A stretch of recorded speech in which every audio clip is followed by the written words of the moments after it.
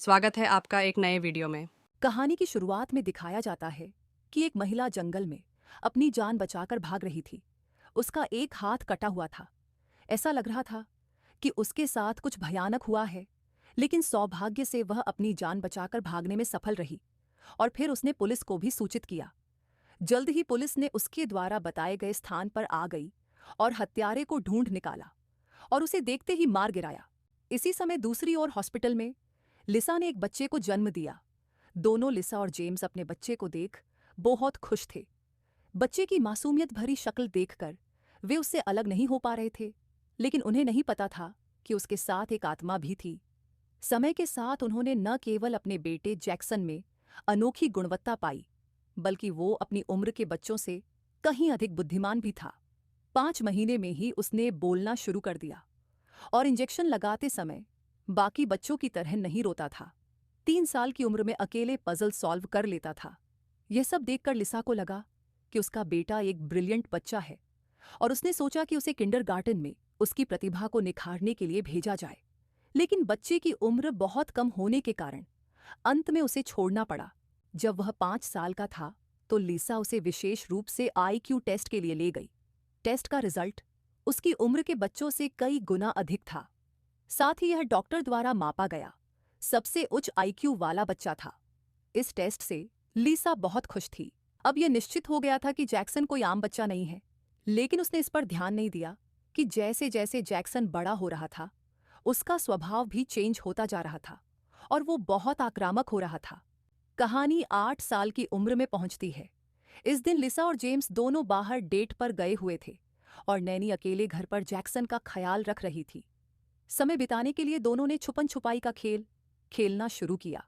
पर लेकिन जब नैनी ने अपनी आंखें बंद की और काउंटिंग करने लगी, एक अजीब बात हुई। देखा कि जैक्सन का साया धीरे धीरे बड़ा होने लगा और फिर उसने बेसमेंट का बल्ब भी निकाल लिया। दूसरी ओर नैनी भी जैक्सन को ढूंढने लगी और जब वो ऊपर जाने ही वाली थी, तभी उसने बेसमेंट से आवाज सुनी तो वह वहां चली गई। बेसमेंट में घना अंधेरा देखते हुए उसने खेल छोड़कर जैक्सन को ऊपर आने को कहा, लेकिन बहुत देर तक पुकारने पर भी अंदर से कोई जवाब नहीं आई। वह भी हिम्मत करके नीचे जाने लगी। बहुत अंधेरा होने के कारण उसने यह नहीं देखा कि सीढ़ियों पर कांच के टुकड़े पड़े थे। इस तरह नैनी ने सीधे कांच पर पैर रख दिया और पल भर में दर्द से जमीन पर गिर गई। इसके बाद लिसा ने जैक्सन से इसके बारे में पूछा, लेकिन उसे कुछ नहीं पता था, बल्कि वह डरा हुआ था। लिसा ने उसे देखा तो ज्यादा नहीं सोचा। इसे सिर्फ एक दुर्घटना मानते हुए जैक्सन को दिलासा दिया। थोड़ी देर बाद आधी रात को गहरी नींद में सो रही लिसा ने एक आवाज सुनी और जाग गई। लिसा आवाज का पीछा करते हुए जैक्सन के कमरे में पहुंची। अंदर जाकर पता चला कि वह नींद में बड़बड़ा रहा था। अजीब बात यह थी कि जो भाषा वो बोल रहा था उसे वह समझ नहीं सकी। नींद में देख वो जैक्सन को जगाना नहीं चाहती थी। फिर उसने सामने पड़े वीडियो कैमरा को उठा लिया और जो भाषा वो बोल रहा था उसे रिकॉर्ड कर लिया। फिर अचानक जैक्सन रुक गया और जाग गया। लिसा ने पूछा, क्या तुमने कोई बुरा सपना देखा? हालांकि जैक्सन ने बताया कि उसने एक सुंदर सपना देखा। ये सुन लिसा असमंजस में पड़ गई। उसे पता नहीं था कि यहां से चीजें बदलने वाली है। सीन बदलता है और अगला दिन आता है। साइंस क्लास में जैक्सन अपनी क्लासमेट लड़की को उसके साथ प्रोजेक्ट बनाने के लिए इनवाइट करता है, लेकिन उसके पास बैठे मोटे लड़के ने उसे मना कर दिया। इसके बाद जैक्सन बहाना बनाकर बाहर चला गया और जब वह वापस आया तो उसके हाथ में एक रिंच था और जैसे ही वो मोटे लड़के के पास आया तो उसे रिंच से मारा। जल्द ही जब लिसा को पता चला तो वो उसे मनोचिकित्सक के पास ले गई। जब डॉक्टर ने जैक्सन से पूछा कि उसने अपने क्लासमेट को क्यों मारा, तो जैक्सन ने ऐसी प्रतिक्रिया दी जैसे उसे इस बात का बहुत पछतावा हो। फिर उसने कहा कि अगर उसने हाथ नहीं उठाया होता तो चोट उसे लगती। ये सुन डॉक्टर को गलतफहमी हुई कि उसे घर पर घरेलू हिंसा का सामना करना पड़ रहा है। बाद में उसने लिसा को जैक्सन की स्थिति के बारे में बताया, लेकिन उसे इस बात का नहीं पता चला कि उसने ऐसा क्यों किया है। फिर इस समय लिसा ने डॉक्टर को जैक्सन के सपने में बात करने की रिकॉर्डिंग वाला वीडियो टेप दिया। उसे लगा कि शायद इससे कुछ मदद मिल सके। फिर डॉक्टर ने लिसा से पूछा कि क्या जैक्सन ने तुम्हें और तुम्हारे पति को झगड़ते हुए देखा है। डॉक्टर के सवाल पर लिसा थोड़ी हैरान रह गई। घर लौटने के बाद उसने यह बात जेम्स को बताई। दरअसल जेम्स को बचपन में अक्सर उसके पिता द्वारा पीटा जाता था। इसलिए लीसा को लगा कि उसने जैक्सन को तो नहीं पिटा। जेम्स ने उसे समझाने की कोशिश की, लेकिन वह बिल्कुल भी नहीं समझी। इसी कारण दोनों में खूब बहस हुई। गुस्से में जेम्स बाहर चला गया और लिसा जैक्सन को देखने के लिए कमरे में गई। जैसे ही वह जैक्सन के करीब गई, वह अचानक से जाग गया। यह स्पष्ट रूप से एक भयानक सपना था। लिसा ने स्थिति देखकर अपने बेटे को तुरंत शांत किया, लेकिन वह घबराकर लिसा को बताने लगा कि यहां कोई है और अपने सिर की ओर इशारा किया। लिसा भी सिर्फ यही सोच रही थी कि वह भयानक सपने से डर गया है और उसने इस पर ज्यादा ध्यान नहीं दिया। अगले दिन सुबह सुबह उसे डॉक्टर का फोन आया, यह सोचकर कि उसके बेटे की बीमारी का कोई समाधान मिल गया है। वह बिना वक्त गंवाए वहां पहुंच गई। डॉक्टर ने उसे आर्थर नाम के एक डॉक्टर से मिलवाया, जो आत्मा पुनर्जीवित के क्षेत्र में एक्सपर्ट था। उन्होंने लिसा द्वारा दी गई वीडियो टेप की रिसर्च करके बताया कि वो तो हंगेरियन भाषा थी। इस भाषा को पूरी दुनिया में बहुत ही कम लोग जानते हैं, और लेकिन ये मेन बात नहीं थी। सबसे महत्वपूर्ण बात यह थी कि उसके द्वारा कही गई सारी गंदी बातें थीं। अपने पिछले एक्सपीरियंस को बताए हुए उसने सोचते हुए कहा कि उसके बेटे के शरीर में शायद कोई और आत्मा भी छुपी हुई है, और यह आत्मा बेहद खतरनाक है, जो उसके बेटे की आत्मा के साथ जूझ रही है। बात पूरी भी नहीं हो पाई थी कि लिसा इसे सुन नहीं सकी। उसे लगा कि वह पूरी तरह से बकवास कर रहा है। वो तुरंत ही वहां से चली गई। वापस जाकर उसने यह बात जेम्स को बताई। उसे भी यह बिल्कुल सही नहीं लगा। इसके बाद लिसा जैक्सन के कमरे में आई और उसे जल्दी सोने के लिए कहा। तभी कुत्ता अचानक से भौंकने लगा, इसलिए लिसा ने कुत्ते को देखकर उसे शांत रहने को कहा। पर जब उसने मुड़कर अपने बेटे की ओर देखा, तो जैक्सन के चेहरे पर एक आदमी का चेहरा देखा। बेचैन लिसा धीरे से उसके पास गई और जाकर देखा तो पाया कि जैक्सन के चेहरे में कोई गड़बड़ी नहीं थी। उसे लगा कि यह सिर्फ उसका वहम था, इसलिए उसने इसे दिल पर नहीं लिया। आधी रात को जैसे ही वे सो गए, जैक्सन अकेले ही गराज में खड़ा था और कैंची की धार तेज कर रहा था। अगले दिन सुबह जेम्स ने पाया कि उनका कुत्ता गायब है। फिर वे गाड़ी में जैक्सन को लेकर आसपास ढूंढने लगे, लेकिन फिर जैक्सन की कुछ बातों ने जेम्स को हैरान कर दिया। इससे उसे कुत्ते को खोजने की इच्छा भी खत्म हो गई। घर लौटने पर उसने लिसा को डांटा कि उसने ये बातें बच्चों को क्यों बताई, लेकिन लिसा ने कहा कि उसने कभी ऐसा कुछ नहीं कहा। तभी जेम्स ने ध्यान दिया कि उनकी फोटो के ऊपर कुछ है। जब उसने उठाया तो पीछे एक कैमरा देखा। तब उसने समझा कि जैक्सन लगातार उन पर नजर रख रहा था। कुत्ते की गुमशुदगी का भी इससे संबंध हो सकता है। यह सोचकर जेम्स और गुस्से में आ गया, इसलिए उसने जैक्सन के कमरे में जाकर उससे पूछा कि उसने ऐसा क्यों किया। जब वो जैक्सन को गुस्से में मारने वाला था, तो लिसा उसे तुरंत रोक लेती है, जिससे नाराज होकर वो तुरंत घर से बाहर चला जाता है। लेकिन थोड़ी देर बाद जब लिसा गहरी नींद थी, तभी अचानक मक्खियों के शोर से जाग जाती है। वह तुरंत उठकर देखने गई और देखा कि दरवाजा पूरा मक्खियों से भरा हुआ था। जिज्ञासा के चलते वह मक्खियों का पीछा करते हुए तहखाने तक पहुंच गई और देखा कि जमीन पर काफी सारा खून फैला हुआ था, और ऐसा लग रहा था कि अलमारी के अंदर से खून रिस रहा है। इसलिए वह अलमारी के सामने आई और उसने जब अलमारी खोली तो देखा कि अंदर वही उनका मारा हुआ कुत्ता था, जिससे इतना खून निकल रहा था। ये सब देख जैक्सन ने भी कुछ नहीं छिपाया और रोते हुए लिसा को बताया कि ये सब उसने किया था, लेकिन ये उसकी मर्जी नहीं थी। वह कभी कभी अपने शरीर को कंट्रोल नहीं कर पाता। इस समय लिसा को विश्वास हुआ कि डॉक्टर आर्थर ने जो कहा था वह सच था। थोड़ा शांत होने के बाद उसने जैक्सन को शांत किया और कहा कि उसे चिंता करने की जरूरत नहीं, वो किसी एक्सपर्ट की मदद लेंगे। अगले दिन सुबह वह जैक्सन को लेकर डॉक्टर आर्थर के पास गई। उसके आने पर डॉक्टर को बहुत आश्चर्य हुआ। उसके बाद डॉक्टर ने जैक्सन को हिप्नोटाइज करना शुरू किया। उसके शरीर के अंदर छिपी आत्मा को जगाने की कोशिश की, ताकि यह पता चल सके कि वह आत्मा आखिर में क्या चाहती है। जब सही समय आया, डॉक्टर ने घड़ी को रोक दिया। उसके बाद जैक्सन के शरीर में अजीब बदलाव होने लगे। Miles, tell me the name.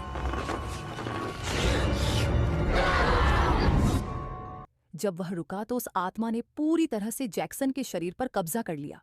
उसने अपनी जानकारी तो डॉक्टर को नहीं बताई, बल्कि उसे धमकी दी। उसकी धमकी के बाद मजबूर डॉक्टर को भी समझौता करना पड़ा। अंततः आत्मा के कहे अनुसार उसने लिसा को बताया कि पहले जो भी हुआ वो सब गलतफहमी थी और जैक्सन बिल्कुल ठीक है। ये कहकर उसने नौकर को लिसा को बाहर छोड़ने को कहा।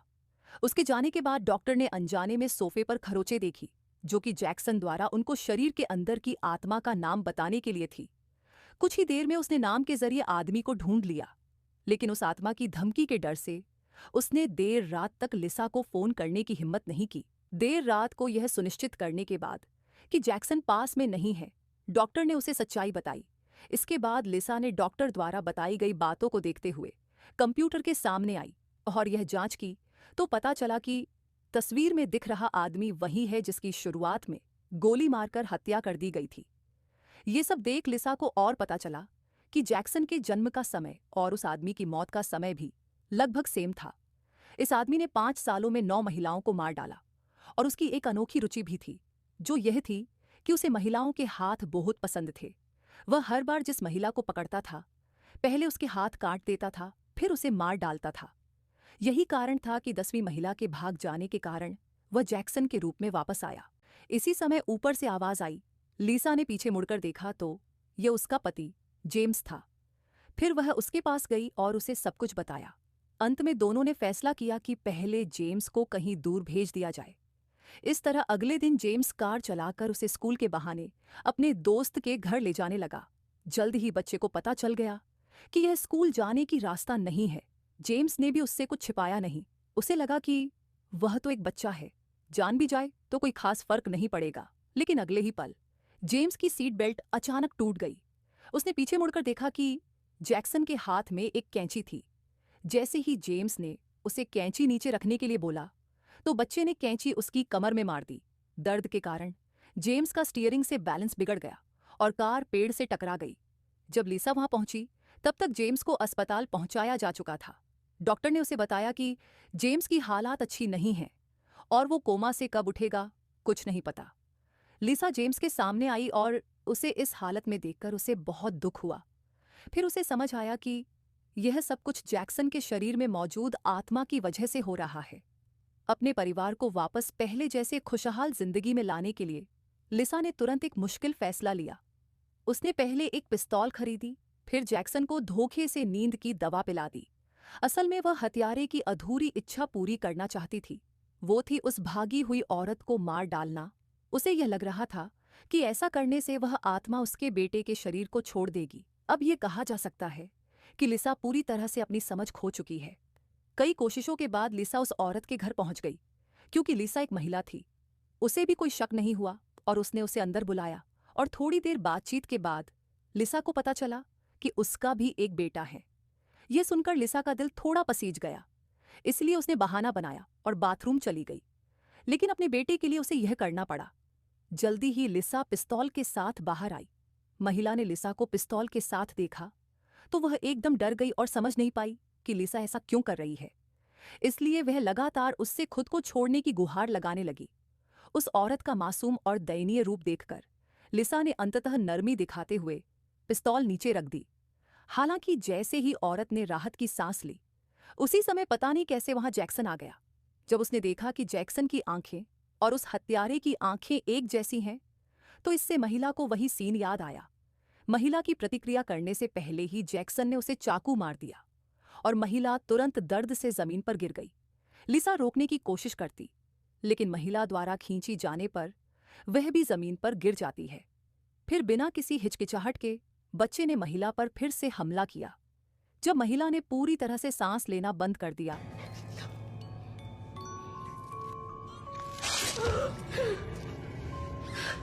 तभी उसने हाथ में पकड़े चाकू को वहीं छोड़ दिया और धीरे से वहां से चला गया। लिसा यह देख तुरंत उसका पीछा किया और जल्द ही खुली जगह पर उसे बैठा देखा। उसने सोचा कि हत्यारा अपना मकसद पूरा करके बच्चे के शरीर को छोड़ देगा, लेकिन हालात इसके उलट हो गए। जैसे ही वह उसे छूने वाली थी, जैक्सन के अंदर की आत्मा बोली, अब बहुत देर हो चुकी है। लिसा उसकी नजर से ही समझ गई कि इस समय शरीर पर उसी हत्यारे का कब्जा है। लिसा नहीं समझ पा रही थी कि वह औरत मर चुकी है। उसकी अंतिम इच्छा भी पूरी हो गई थी। फिर वह अभी तक जैक्सन के शरीर से क्यों नहीं गया?